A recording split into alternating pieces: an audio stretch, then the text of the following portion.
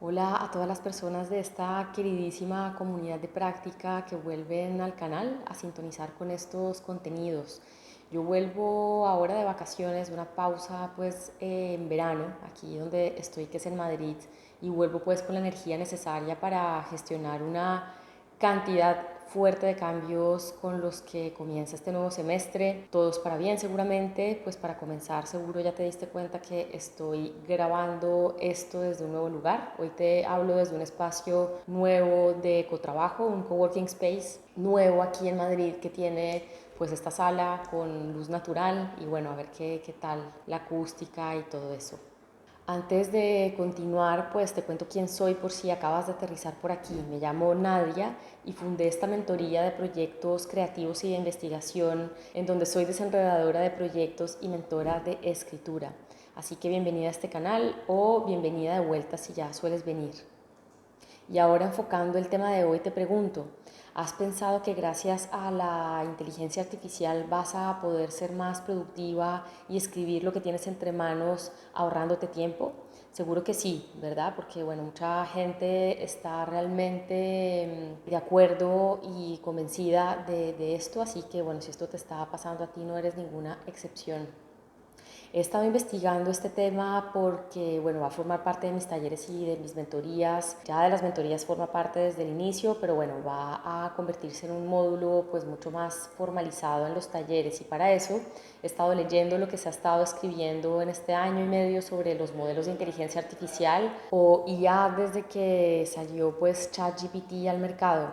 También probando algunas herramientas y finalmente analizando las experiencias de las personas que acompaño como mentora académica. Al principio realmente no veía muy claro qué lugar tendrían estas herramientas en nuestro trabajo de investigación y de escritura, y ahora pues ya comienza a aclararse un poco más el panorama, no del todo, pero estamos en ello y se ve más claro. Entonces es bastante evidente que van a jugar un papel sí o sí, y somos varias personas que nos dedicamos a la investigación y a la escritura, que pensamos que estos modelos de lenguaje se pueden pensar como si fueran coequiperos que necesitan seguramente nuestra orientación, nuestro entrenamiento, incluso en muchos casos pues nuestra supervisión. Que el formato sea el de la conversación creo que ha sido todo un acierto, porque bueno, quien no quiere tener a una persona que pues te escuche y te pueda conversar sobre lo que para ti es importante, pero también creo que esto da para mucha confusión y para terminar cantando victorias sin realmente fundamento, porque muchas veces ese interlocutor te va a decir lo que tú quieres oír. Entonces, para ir con mucho criterio, tenemos que saber ciertas cosas, que es, digamos, lo que voy a comentar en este video, es en lo que me voy a centrar en particular. Y es en las siguientes cuestiones: ¿qué hacen estas tecnologías? ¿Vale? Esta es la primera cosa. La segunda es: ¿qué parece que pudieran hacer pero en realidad no hacen? ¿Vale? Esto es importante. Y también, si pensamos cuál puede ser pues su rol, que es un poco de lo que va todo esto, bueno, también qué rol tenemos entonces nosotras en todo esto. Es decir, aparte de ser humanas las que diseñaron el modelo y quienes lo estamos también entrenando al usarlo, qué rol vamos a tener como investigadoras en todo esto. Entonces, bueno, antes de seguir, quiero pedirte que te suscribas a este canal para no perderte el contenido que voy creando para ti, para que no tengas que recorrer esta travesía sola, solo o sole.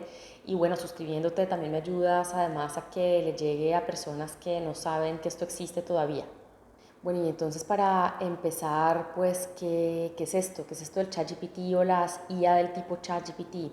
Porque, bueno, no hay que olvidar que ChatGPT es el modelo de OpenIA, pero hay otras empresas que tienen sus propios modelos. Entonces, bueno, para comenzar, ChatGPT es un software basado, bueno, ChatGPT u otras herramientas parecidas son softwares basados en algoritmos diseñados para simular conversaciones con usuarias humanas, y que estas usuarias, o sea, nosotras, sintamos también que estamos conversando con alguien. Bueno, esos algoritmos están programados para entender inputs de lenguaje y responder con respuestas, digamos, que se pueden considerar apropiadas o plausibles a partir de materiales ya existentes por ahí, seguramente en internet o bueno, en lugares más específicos. Y se entrena con machine learning, procesamiento de lenguaje natural, y también súper interesante, se entrenan por refuerzo, o sea que la persona que lo usa lo está también entrenando durante la conversación misma.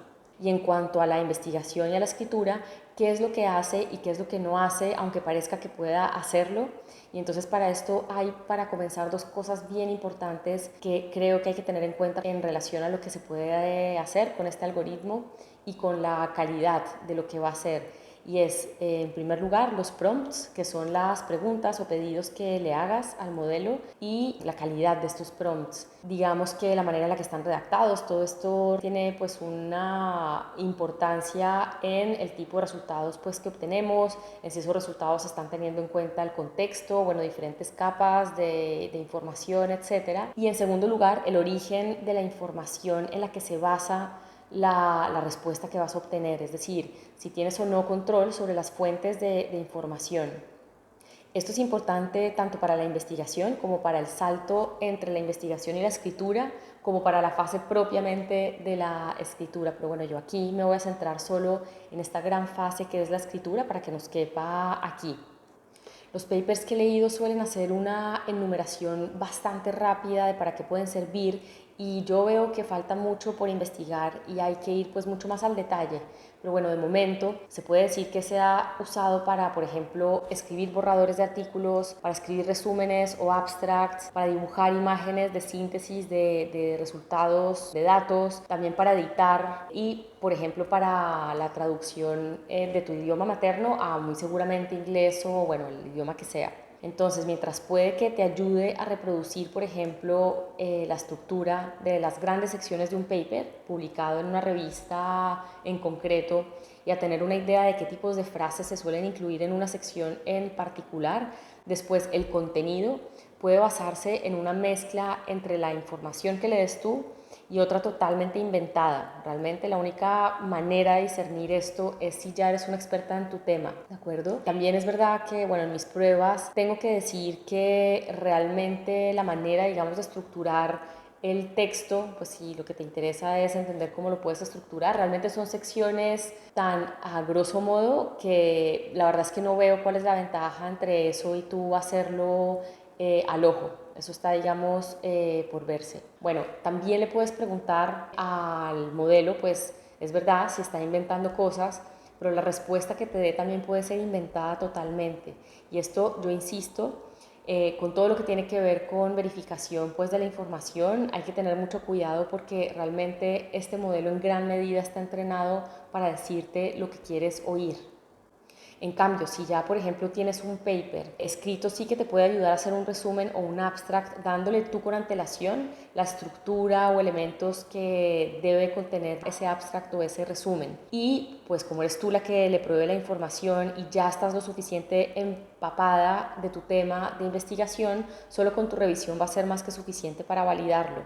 Luego, para hacer imágenes de síntesis de datos, puede funcionar una vez más si eres experta en tus datos, ¿vale? Y conoces el tipo de imagen que estás pidiendo. Y pues lo mismo pasa con las tareas de edición, es decir, que tienes que ser tú quien decide qué es un detalle importante y qué es un detalle a excluir.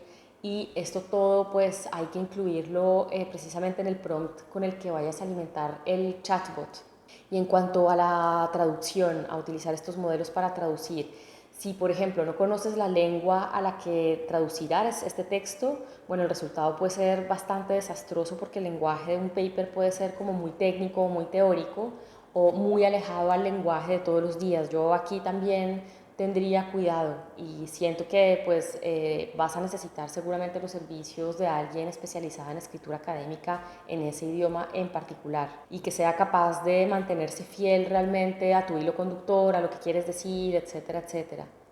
Y hablando de la redacción en sí, también hay un tema con el lenguaje y el tono que yo ya había comentado en otro video sobre, digamos, qué significa escribir con tu voz en la era del ChatGPT, que voy a poner aquí arriba en la caja del video, y que también se ha hablado en revisiones reportadas en los papers que te comentaba antes que he leído, y es que el tono y el lenguaje que se usa en estos modelos o que usan estos modelos implican una falta de matiz, ¿vale? Y un exceso, digamos, de frases hechas sin ninguna profundidad, vagas, y además que no atiendan a las características específicas de tu proyecto en cuanto a enfoque epistemológico, ontológico, teórico, de tradición disciplinar, bueno, tantas cosas que realmente no está del todo entrenado para tener en cuenta. Solo conociendo en profundidad la literatura en tu campo y las definiciones teóricas de los conceptos clave que estás usando, realmente se puede escapar a ese lenguaje que es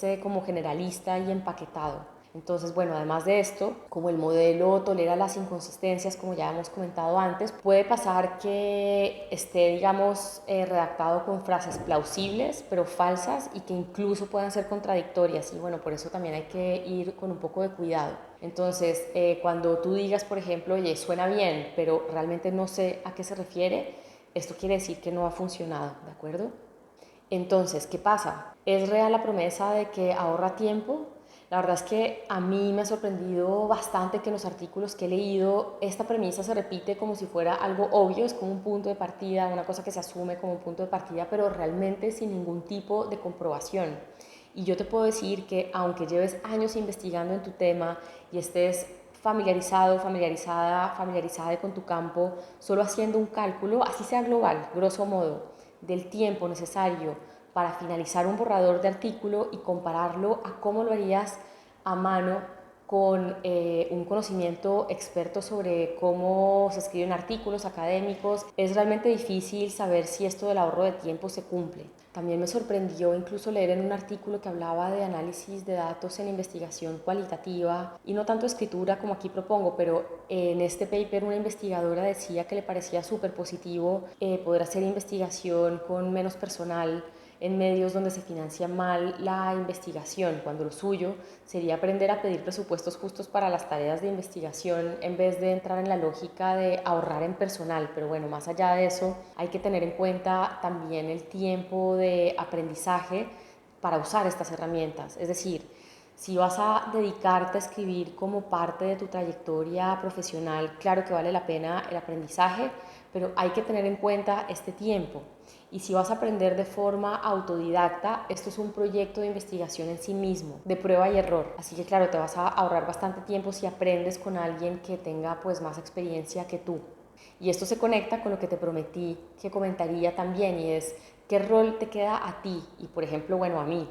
Pues claro, mi rol realmente sigue siendo relevante y para eso, bueno, voy a hacer otro video muy pronto, muy seguramente, pero para despejar posibles dudas aquí, y el principal motivo es que el conocimiento experto sigue siendo muy importante para poder seguir haciendo investigación y escritura de calidad. Y esto no lo digo yo, esto es lo que se está poniendo, digamos, en evidencia en todo este proceso, pues que es apenas el comienzo, pero de investigar realmente qué es lo que se puede hacer y qué es lo que no se puede hacer con estas herramientas. Pero bueno, por ahora, centrándome en ti, que eres investigadora o te estás entrenando para ello, te daré por lo menos 5 razones por las que tu rol sigue siendo importante, ¿vale? Primero, y como ya te dije, es tu responsabilidad aprender a usarlas para escribir buenos prompts y asegurarte de que puedes trazar de dónde proviene la información que está usando el algoritmo, ¿de acuerdo? Segundo, que sigues siendo quien debe supervisar en caso de que hayas investigado y escrito mucho en tu campo el resultado que te dé el chatbot. Y si es la primera vez que haces un trabajo así de complejo, como es el caso de TFGs, TFMs, o sea, trabajos de final de grado, trabajos de final de máster aquí en España y bueno, también tesis de doctorado, seguirás necesitando una figura de orientación y de apoyo por parte de alguien que tenga la imagen completa del proceso en su totalidad en su cabeza, es decir, de alguien experta en este proceso de investigar y de escribir. Y en este caso sigue siendo importante, desde mi punto de vista, esa capacidad de que tú puedas abrir tu proceso y puedas pedir ayuda a tiempo. Tercero, serás quien deba, con la ayuda de alguien o sola, tomar decisiones con respecto a todo el proceso de principio a fin, comenzando por la selección o construcción del campo de estudio en el que vas a ubicar tu investigación, si es que es interdisciplinar, también decisiones metodológicas, teóricas, etcétera, etcétera. Y esto no quita que puedas usar herramientas para cada fase, digamos, de la investigación y de la escritura, pero hay que saber cómo y cuáles. Y esto es lo que precisamente voy a estar dando en detalle a partir de ahora en mis talleres monográficos como el que doy en las universidades. En cuarto lugar, se ha evidenciado en estos papers que son una narración al final de cuentas de las impresiones de personas que han usado estas herramientas, ya sea estudiantes o investigadores con experiencia, que siguen siendo, digamos, importantísimos las siguientes cosas. Los conocimientos en cuanto a la escritura, es decir, cómo funciona un texto, cómo se da forma a un texto, cómo se construye un hilo argumental, cómo construir un storytelling para ese paper, teniendo en cuenta, digamos, los elementos teóricos, no tanto personajes del trabajo de campo, bueno, etcétera. Importantes también los conocimientos en cuanto a investigación, a las herramientas, digamos, que existen de recolección, de análisis de datos. También importante el conocimiento experto en tu campo, más específico de tu tema, digamos. También el conocimiento en cuanto al uso de las herramientas de IA, precisamente. Esto sigue siendo pues súper importante y es un rol humano totalmente en este caso. Y quinto, la importancia de tener pues bien afilado tu espíritu crítico y tener esta actitud que es importante en la investigación, que es el escepticismo sano, digamos, frente a verdades absolutas, es decir, un escepticismo frente a lo que parece ser, pero que no es, ¿vale? Y claro, se abren temas éticos y de autoría o coautoría, pues que aquí no nos va a dar tiempo a tocar, pero es súper importante tener en cuenta, como también lo son pues todos los temas que tienen que ver con el acceso, y esto pues es intermediación humana, son decisiones que tienen que ver pues con el sistema en el que vivimos, y hay que pensar qué pasa cuando todas estas herramientas son de pago, qué tipo de brecha se abre entre el grupo de personas que se lo puede permitir y el grupo de personas que no se lo puede permitir. Finalmente, decirte que he visto casos en los que supervisores, supervisoras de investigación o de trabajo asumen que como existen estas herramientas deberías estar produciendo más como si tú misma fueras una máquina y hubiera desaparecido, digamos, la necesidad de formación o acompañamiento formal en cuanto a la escritura o a la investigación. Y esto tiene detrás esta premisa que ya he comentado de que se piensa que es una herramienta que ahorra tiempo sin más y que parece tener esa promesa de ser un acompañamiento en sí mismo, y esto no es así. Por eso, si a pesar de contar con estas herramientas sigues teniendo dificultades por la complejidad de la tarea que tienes delante o por lo que sea, no tengas de ninguna de las maneras vergüenza de pedir ayuda a quienes puedas, digamos, comentarlo y en las que puedas confiar. Entonces, bueno, esto es todo por ahora. Te mando un saludo, un abrazo muy fuerte, espero que esto te ayude a ver más claro el panorama que, bueno, tenemos todo el mundo por delante y a tomar decisiones sabias, ¿vale? Cuéntanos a todas las personas que ya formamos parte de esta comunidad de práctica abajo, desde dónde te estás conectando, desde dónde estás viendo este video, y no olvides compartirlo con quien considere se pueda beneficiar de este contenido. Chao y hasta la próxima.